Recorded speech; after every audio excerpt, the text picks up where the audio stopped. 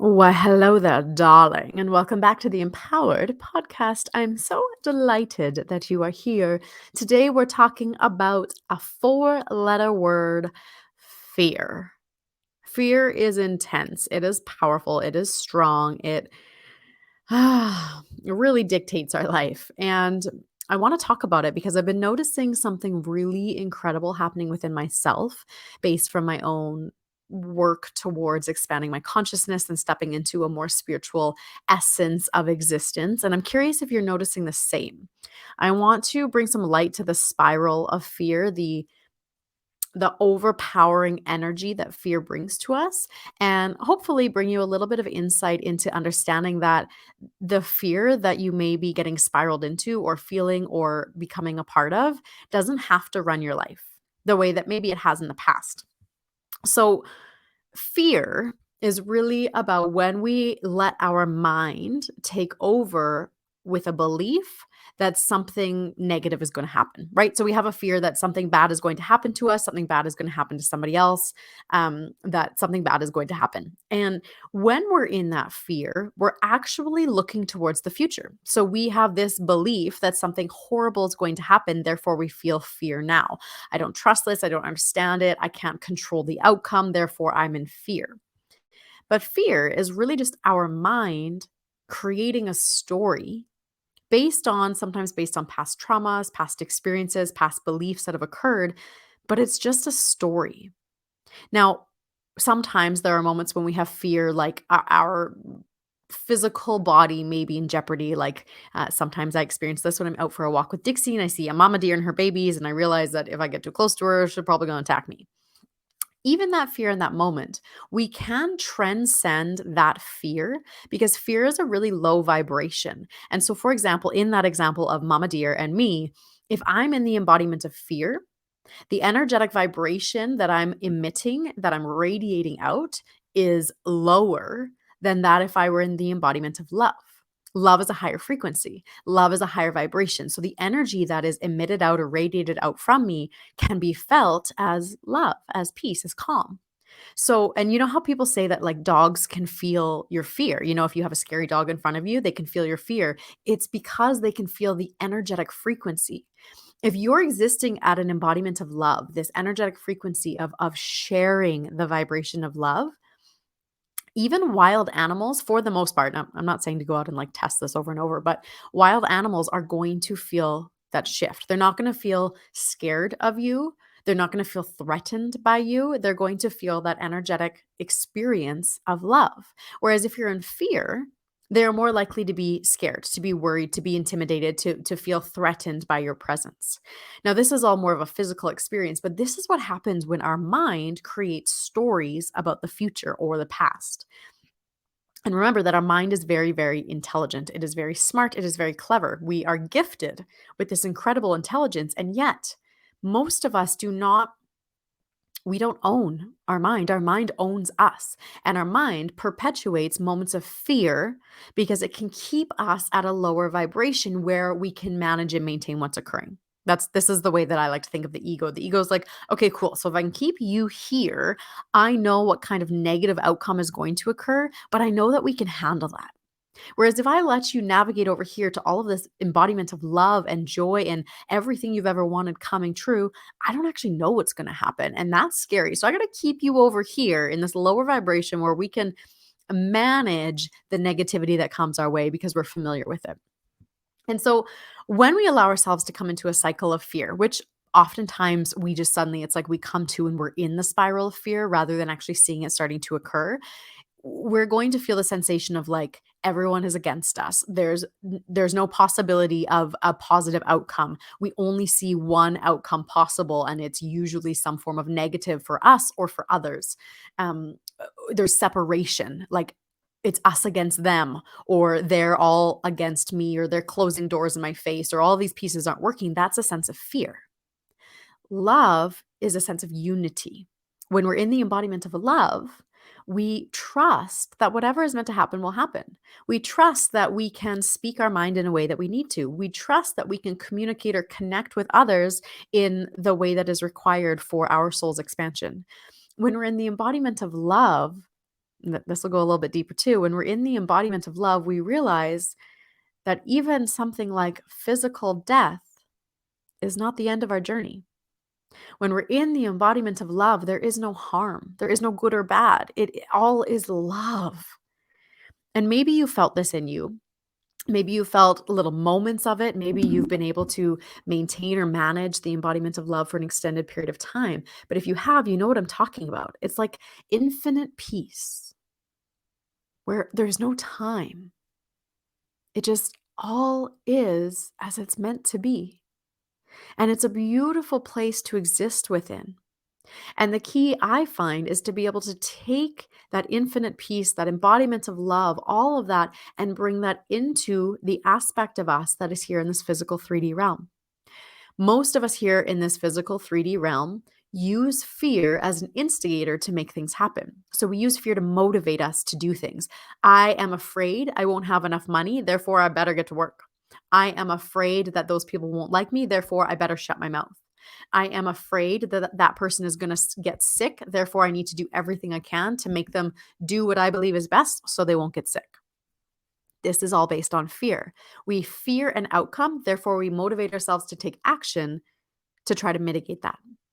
But if we were able to step away from the spiral of fear and come into the embodiment of love, we would pour love into the beautiful consciousness field. And that love helps others to lift their vibration out of their own fear, out of their own scarcity, out of their uncertainty, out of their poor health, and rise in their vibration into a place of unity. I remember when I was younger thinking that if someone came to me with a lot of emotion or sadness, that my job was to be in it with them. Like, oh my goodness, that's so awful, and cry with them and be sad with them. And my amazing auntie, who, if you've read my book, you know lots about her. My amazing auntie reminded me many, many years ago, that's not what we do. When we do that, we're adding to that same energy frequency that they're in. So let's just say, for example, they're in an energetic frequency of 10, okay, just to give it a quantifiable number. They're in a frequency of 10. If we drop ourselves to that frequency of 10, we've now added 2 10s into the field. But if they're at a 10 and we can come in at a 50, and these are just arbitrary numbers, they don't actually have any connection specifically. But if we come in to meet them at a 50 and they're at a 10, that energetically, because the 50 is lighter, is going to help them to rise out of the emotion that they're in. Not because the emotion is bad, but because they are not in their full embodiment of love in that moment. I hope you're following with me here. Let me know if any of this you're like, Dee, what are you talking about? Just send me a message and we can talk a little bit deeper about this together. So, what I've been noticing, which has been really cool, is fear still present. I still have fear, but I'm so much more aware that the fear is like a cloak that has been put on me, or a cloud that has suddenly come into my field, rather than in the past when I was in fear. It was like I was fully embodied in it. Like, ooh, I am fear, or this is so real for me. Whereas lately, there's a separation. So it's like the soul aspect of me is fully aware that it's just fear that is present, as opposed to this is super real. And I'm curious if this has happened for you as well, because it's really miraculous. Like, it feels so freeing to know. And this even happened a little bit outside of the aspect of fear. It even happened with a bit of moodiness. So all my life, I've kind of struggled with this sense of moodiness. I just will wake up, nothing has gone wrong, nothing at all, and I'm a grump. And I don't know where it comes from. I've always thought, like, is this hereditary? Like, where did I get this from? How is this a part of me? My life is so magical, and yet I would have this sense of like, "Meh, meh, meh, meh, meh, meh." And the only people who really know about it are my husband, Luke, and my family, like my dad and my sister. Most other people haven't seen much of it, maybe a few others actually, but most people haven't seen much of it. But recently, I haven't experienced it in like months. I've been really, really feeling free. It's been magical. And just recently, the moodiness came back. But I was so clear that the mood or the grumpiness wasn't me. It was like putting on an old scratchy sweater. And for some reason, I didn't want to take the sweater off, but I knew that I didn't have to wear the sweater forever. I knew that there would come a time when I would choose to take the sweater off and put on something that was soft and smooth and cozy and come back into what felt more familiar as me. And this is where I allowed myself to go into, I was a bit in that spiral of the mood, and I've had spirals of fear, and I'm aware that I'm in them. And it doesn't feel great to be in them. I don't like it. But I'm also very actively working towards not pushing things away and instead loving myself through them. So this is what I've been doing in the past is, this mood came up, the scratchy sweater was put on.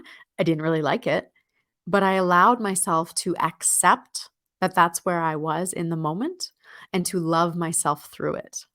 And what's really cool about this is it's as though myself, like who I am, as in my higher self, my soul essence, the truth of me, is becoming more accessible than it has in the past. Less of my personality feels present, less of my ego and fear feel present, less of the attributes that I used to define myself with feel present. I feel more that eternalness of love.